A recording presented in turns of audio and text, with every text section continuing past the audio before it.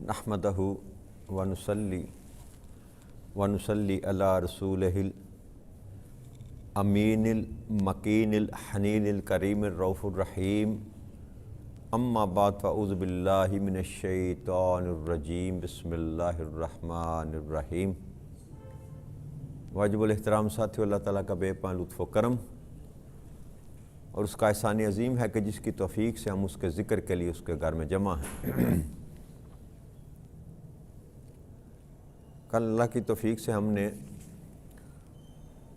آیت نمبر 25 ہے آل عمران کی، جس پر ہم نے بات کی تھی۔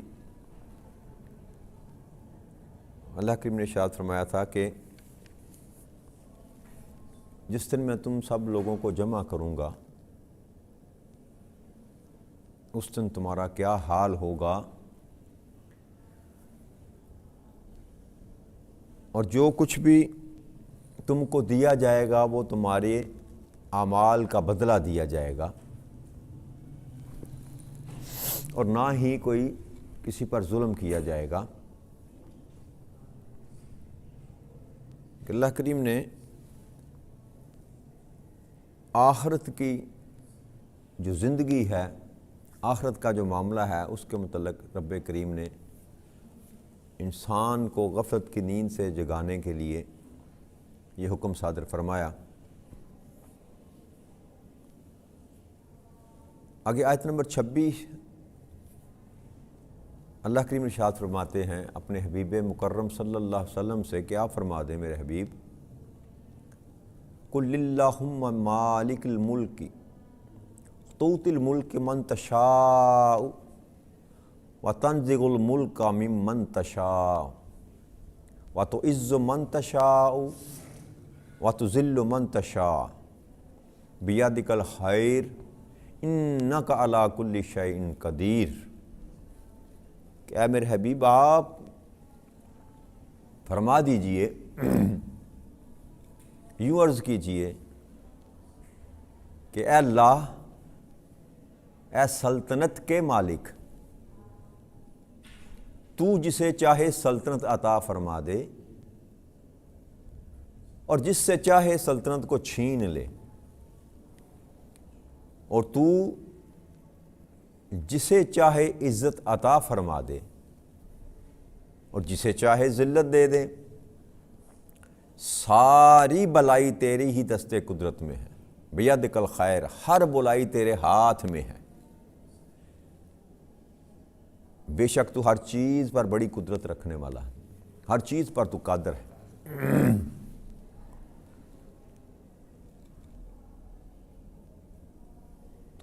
اللہ کریم نے اپنے حبیب کی زبان سے یہ کلمات ادا کروائے۔ یہ آیت کریمہ مدینہ منورہ میں نازل ہوئی، اور اس کا پس منظر غزوہ خندق جس کو کہا جاتا ہے، غزوہ احزاب بھی کہتے ہیں اس کو۔ حضرت عمرو بن عوف رضی اللہ تعالیٰ عنہ روایت کرتے ہیں کہ نبی اکرم صلی اللہ علیہ وسلم نے خندق کھودنے کے لیے نشاندہی کی، اور ایک ایک گروپ کو 40 ہاتھ حصہ جو تھا نا وہ دیا خندق کھودنے کے لیے۔ تو حضرت عمر بن عوف فرماتے ہیں کہ میرے ساتھ سلیمان، حذیفہ، نعمان اور 6 انصاری جوان تھے، ہم خندق کھود رہے تھے کہ خندق کی تہہ میں ایک چٹان نمودار ہوئی، جس کو ہم نے توڑنے کی کوشش کی۔ ہمارے کندال جو تھے انہوں نے کام چھوڑ دیا، ان کے آگے سے منہ جو ہوتے ہیں نکیلے وہ خراب ہونے شروع ہو گئے، لیکن وہ چٹان ٹوٹنے کا نام نہیں لے رہی تھی۔ تو ہم نے سلمان جو صحابی تھے رضی اللہ تعالیٰ عنہ نوجوان، ان کو کہا کہ تم اوپر جاؤ اور جا کر آقا کریم صلی اللہ علیہ وسلم کو اس چٹان کے متعلق بتاؤ۔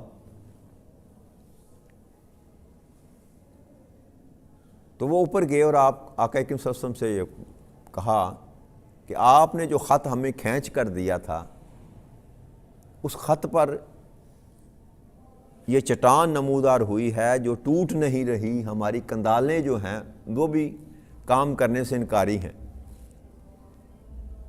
تو آپ ہمیں حکم فرمائیں ہم نے کیا کرنا ہے؟ اس خط سے مڑ جائیں، یعنی کہ دائیں بائیں کر لیں اس کو۔ تو نبی اکرم صلی اللہ علیہ وسلم نے انہوں نے کہا کہ آپ اگر حکم دیں تو ہم مڑ جائیں، اپنے تائیں ہم آپ کے حکم سے تجاوز نہیں کرنا چاہتے کہ بھئی 6 انچ ادھر کر لیں یا فٹ ادھر کر لیں۔ یہ ایمان دیکھیں ان صحابہ کرام کا جو تھا نا، عقیدہ کتنا مضبوط تھا۔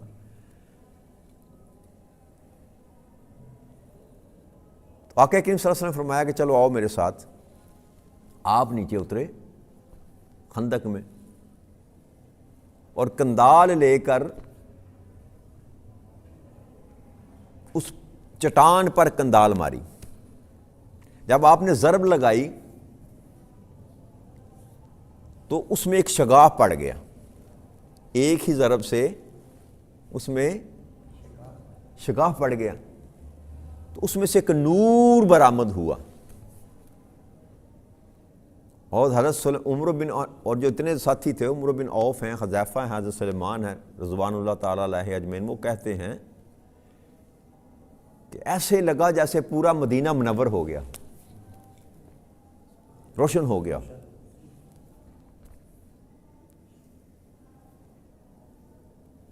ایسے لگا جیسے کسی تاریک گھر میں اندھیرے میں کسی نے چراغ جلا دیا اچانک۔ تو آقا کریم صلی اللہ علیہ وسلم نے جب اس میں شغاف پڑا تو فتح کی تکبیر بلند کی، اور صحابہ نے بھی ساتھ پھر اللہ اکبر کا نعرہ بلند کیا۔ تو 3 ضربیں آپ نے لگائیں اس چٹان پر، اور پھر آپ حضرت سلیمان کا رضی اللہ تعالیٰ عنہ کا ہاتھ پکڑ کر آپ خندق سے باہر نکل آئے۔ تو وہ حضرت سلیمان کہنے لگے کہ اے اللہ کے رسول صلی اللہ علیہ وسلم، میرے ماں باپ آپ پر قربان، میں نے ایک ایسی چیز دیکھی جو اس سے پہلے میں نے قطعی نہیں دیکھی، یعنی کہ جو نظارہ انہوں نے کیا، جو خندق کے نیچے تھے لوگ صحابہ، اپنی آنکھوں سے مشاہدہ کیا اس نور کو نکلتے ہوئے۔ تو آقا کریم صلی اللہ علیہ وسلم وہاں خندق کے جب اوپر آئے تو اپنی جماعت، اپنی قوم کی طرف متوجہ ہوئے اور ارشاد کیا کہ لوگو تم دیکھتے ہو کہ سلیمان کیا کہہ رہا ہے، سلمان کیا کہہ رہا ہے؟ تو لوگوں نے کہا، صحابہ نے کہا کہ ہاں اللہ کے رسول ہم سن رہے ہیں۔ تو نبی اکرم صلی اللہ علیہ وسلم نے فرمایا کہ جب میں نے پہلی ضرب لگائی اس چٹان پر تو اس میں سے روشنی برآمد ہوئی، اور اس روشنی میں کسریٰ کے محلات جو تھے اللہ کریم نے مجھ کو دکھائے، کسریٰ کے محلات میرے پر نمایاں ہوئے، ظاہر ہوئے، اور جبرائیل امین نے مجھے یہ بتایا کہ ان محلات اور ان کے ارد گرد شہروں پر آپ کا قبضہ ہوگا، آپ کا قبضہ ہوگا۔ پھر آقا کریم صلی اللہ علیہ وسلم فرماتے ہیں کہ جب میں نے دوسری ضرب لگائی تو پھر ایک چمک پیدا ہوئی، تو اس میں مجھے روم کے جو سرخ محلات تھے وہ دکھائی دیے، اور ساتھ یہ بشارت بھی کہ آپ کی امت اس پر قابض ہوگی، آپ کی امت کا اس پر قبضہ ہوگا۔ اور پھر نبی اکرم صلی اللہ علیہ وسلم نے جب تیسری ضرب لگائی تو آپ نے فرمایا کہ صنعا کے محلات، یہ یمن کا علاقہ تھا جو تھا، وہ محلات بھی مجھے دکھائے گئے، مجھ پر ظاہر ہوئے، اور جبرائیل امین نے مجھے یہ بتایا، یہ خوشخبری دی کہ اللہ کے حبیب آپ کی امت ان پر بھی قابض ہوگی۔ تو یہ 3 خوشخبریاں غزوہ خندق کے موقع پر اللہ کریم نے جو نا آقا کریم صلی اللہ علیہ وسلم کو یہ عطا کی۔ تو یہودی جو تھے انہوں نے مذاق اڑانا شروع کر دیا نا سر، کہ لڑائی سے ڈرتے ہوئے، دشمن سے ڈرتے ہوئے خندقیں کھود رہے ہو، اور خندق کے اندر جا کے تمہارا نبی تمہیں یہ خوشخبریاں دے رہا ہے کہ تم شام کے محلات بھی، کسریٰ کے محلات بھی تم قبضہ کرو گے، ایران کے محلات پر بھی قبضہ کرو گے، یمن کے محلات پر بھی قبضہ کرو گے. کیسی باتیں تمہارا نبی تم کو بتاتا ہے. ڈر کے مارے تم خندقیں کھو کر اپنے آپ کو دشمن سے بچا رہے ہو. تو اس طرح کے معاملات انہوں نے کی. تو اللہ کریم نے یہ آیت کریمہ نازل فرمائی کہ میرے محبوب بن صدرہ کہہ دے کہ سلطنت کا مالک اللہ تو ہے. سلطنت کا مالک، یہ بہت بڑے عقیدے کی آیت کریمہ ہے کہ یہاں جو تصور اللہ نے دیا نا اپنے حبیب کے زبان سے کہ حقیقی سلطنت جو ہے نا اس کا مالک اللہ ہے، اس کا مالک اللہ ہے. اور میرے محبوب آپ فرما دیں، ذرا آپ کہہ دیں، آپ عرض کریں کہ اللہ حقیقی سلطنت کا مالک تو ہے، اے سلطنت کے مالک. ایسے پکارا اللہ کریم کو. قل اللہم مالک الملک، اے میرے اللہ، اے سلطنت کے مالک، تو جسے چاہے سلطنت عطا فرما دے.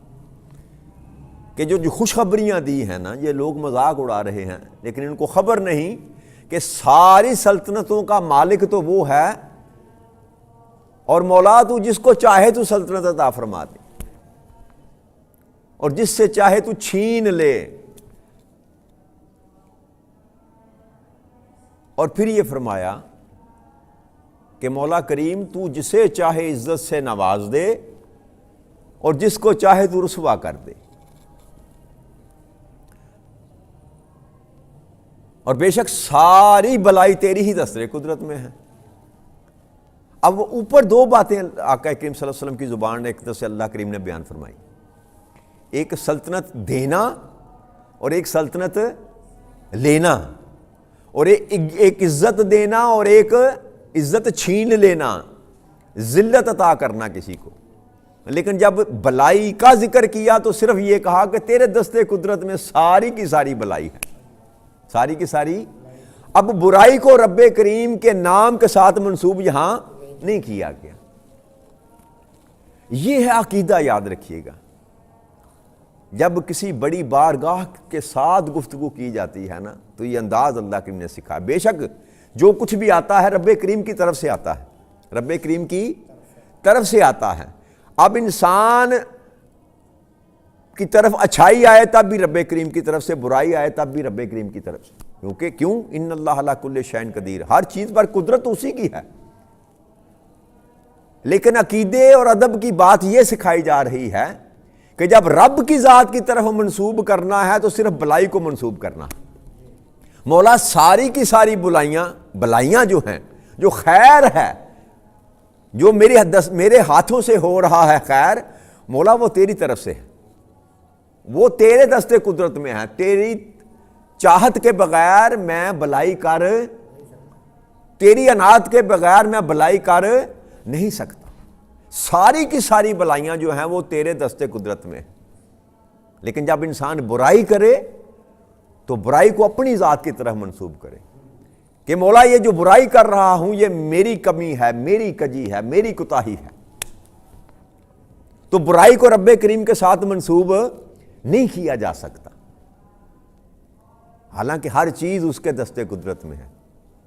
ان اللہ، ساتھ یہ فرما انّا کا، بے شک تو علی کل شیء قدیر، ہر چیز پر قدرت رکھنے والا، ہر چیز پر قدرت تیری ہے. لیکن جب وہ بلائی کا ذکر آئے تو مولا تیری دستِ قدرت میں ہے، اور یہاں برائی کا ذکر نہیں کیا. کیوں؟ اس لیے کہ انسان کو یہ بتایا جا رہا ہے کہ اللہ کی بارگاہ میں جب تو بات کرے تو صرف خیر کو اللہ کی نسبت کے ساتھ جوڑ، اپنی کمی کجیاں اللہ کی نسبت کے ساتھ، اس کی نسبت اللہ کے ساتھ نہ جوڑ. یہ ہے عقیدہ، یہ ہے عقیدہ. تو ہم تو بس یہ شکوے کرتے رہ جاتے ہیں، ہر چیز کو اللہ کے ساتھ تھوپ دیتے ہیں. میرے مقدروں میں یہ لکھا تھا، بھائی کسی کا نقصان ہو گیا تو میری تقدیر میں یہ لکھا تھا. کاروبار تباہ ہو گیا تو میرے مقدر میں یہ لکھا تھا جی، نقصان ہو، تکلیف ہو، مصیبتیں آئیں تو ہم اللہ کی طرف منسوب کر دیتے ہیں، میرے مقدر میں یہ لکھا تھا۔ اور جب خیر کا معاملہ ہو، کاروبار چمک جائے، دن دونی رات چگنی ترقی کریں تو کہتے ہیں میں نے محنت ہی بڑی کی، ہمارا معاملہ الٹ ہے، ہمارا معاملہ الٹ ہے۔ عقیدہ اور محبت اور اللہ کی بارگاہ میں جو بات کرنے کا انداز ہے وہ اس سے مختلف ہے کہ جب خیر کا معاملہ ہو، رزق میں برکت ہو، کاروبار میں برکت ہو، کوئی فضل تم پر کیا جائے تو اس کو اللہ کی ذات کی طرف منسوب کر، ھذا من فضل ربی، یہ جو کچھ بھی ہے میرے رب کا فضل ہے، جو کچھ بھی ہے میرے رب کا فضل ہے۔ اور اگر زندگی میں کوئی کمی، کوئی کوتاہی، کوئی کجی، کوئی نقصان آ جائے تو اس کو اپنی ذات کے ساتھ منسوب کر کہ یہ میری وجہ سے، یہ میری کوتاہی ہے، یہ میری کمزوری ہے۔ ایمان اس کو کہتے ہیں، عقیدہ اس کو کہتے ہیں کہ برائی کو اپنی ذات کے ساتھ منسوب کر اور ہر اچھائی کو بیدک الخیر، تیرے ہی ہاتھ میں ساری اچھائیاں، تیرے ہی ہاتھ میں۔ تو یہاں بھی ہمیں اپنے آپ کے اپنے معاملات کو درست کرنے کی ضرورت ہے کہ یہ جو گلے شکوے ہوتے ہیں نا، یہ چیخنا چلانا اور گلے شکوے کرنا، یہ ایمان والے کو زیبا نہیں دیتے۔ مولا تو برائی، تو اچھائی دے یا بلائی دے، تو جو کچھ بھی عطا کرے تیری مرضی، تیری مرضی۔ لیکن عقیدہ یہ رکھنا چاہیے کہ ہر بھلائی مولا تیری ہی طرف سے آتی ہے، بھلائی تیری ہی طرف سے آتی ہے، اور جو برائی ہے وہ میرے اپنے عمل کی وجہ سے۔ آگے اللہ کریم نے ارشاد فرمایا تولج اللیل فی النہار وتولج النہار فی اللیل وتخرج الحی من المیت وتخرج المیت من الحی وترزق من تشاء بغیر حساب۔ تو ہی رات کو دن میں داخل کرتا ہے اور دن کو رات میں داخل کرتا ہے، اور تو ہی زندہ کو مردہ سے نکالتا ہے اور مردہ کو زندہ سے نکالتا ہے، اور جسے چاہتا ہے بغیر حساب کے عطا کرتا ہے، رزق اپنی نوازشات کرتا ہے بغیر حساب۔ رزق کا جو میں نے آپ کو عرض کی تھی نا، رزق جو صرف کھانے پینے کو نہیں کہتے، جو کچھ بھی اللہ کریم عطا کرتا ہے اس کو رزق کہتے ہیں۔ وہ عزت ہو، شہرت ہو، عمر ہو، اولاد ہو، مال ہو، سارے کا سارا یہ رزق ہے۔ علم، عقل، دانش، فہم، حکمت، یہ سارے کا سارا یہ رزق میں آتا ہے۔ تو جس کو وہ چاہتا ہے بغیر حساب کے دیتا ہے، بغیر کہ مالک تو ہی ہے، اچھا خاصا دن ہوتا ہے تو اس کو رات میں داخل کر دیتا ہے، اور رات ہوتی ہے اس کو دن میں داخل کر دیتا ہے۔ یہ ساری کی ساری طاقت تیرے پاس ہے، اور تو زندہ کو مردہ سے نکالتا ہے اور مردہ کو زندہ سے نکالتا ہے۔ اب جب انسان کے ہاں بچہ پیدا ہوتا ہے نا، وہ زندہ ہی نکلتا ہے، مردہ نہیں ہوتا وہ، لیکن اس کی بیس جو ہوتی ہے نا، پیچھے اگر جائیں، بات تھوڑی لمبی ہو جائے گی لیکن میں دوسری طرف لے جاتا ہوں، اس کی بیس جائے نا پیچھے تو وہ مردہ ہی ہوتا ہے۔ اس کی جہاں سے بنیاد چلتی ہے نا بچے کی، وہ مردہ ہوتا ہے۔ یہ تو ایک بات ہے نا، آسان کر دیتا ہوں۔ اللہ کریم تو زندہ کو مردہ سے نکالتا ہے۔ مرغی کا انڈا جو ہوتا ہے نا، مردی کا انڈا، اس میں زندگی نہیں ہوتی۔ انڈا کوئی بھی ہو اس میں زندگی، مرغی کی اس لیے مثال دے رہا ہوں کہ ہماری زندگی میں وہ شامل ہے۔ باقی ہر چیز کے انڈے ہوتے ہیں، ہر چیز کے اندر انڈے ہوتے ہیں، اور اس کے ساتھ سپرم کا ملاب ہوتا ہے تو پھر وہ زندگی اس میں پیدا ہوتی ہے۔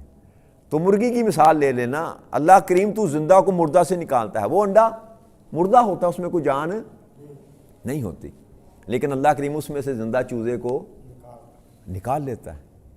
اور دوسرا اللہ نے یہاں فرمایا کہ مردہ کو زندہ سے نکالتا ہے، کہ اب انڈا جو دیتی ہے مرغی وہ زندہ ہوتی ہے، اور اس کے بطن سے جو نکلتا ہے انڈا وہ مردہ ہوتا ہے۔ تو یہ دونوں چیزیں اللہ نے فرمایا، دن کو رات میں داخل کرنا، رات کو دن میں داخل کرنا، یہ بھی طاقت تیری ہے، تو ہی ہے۔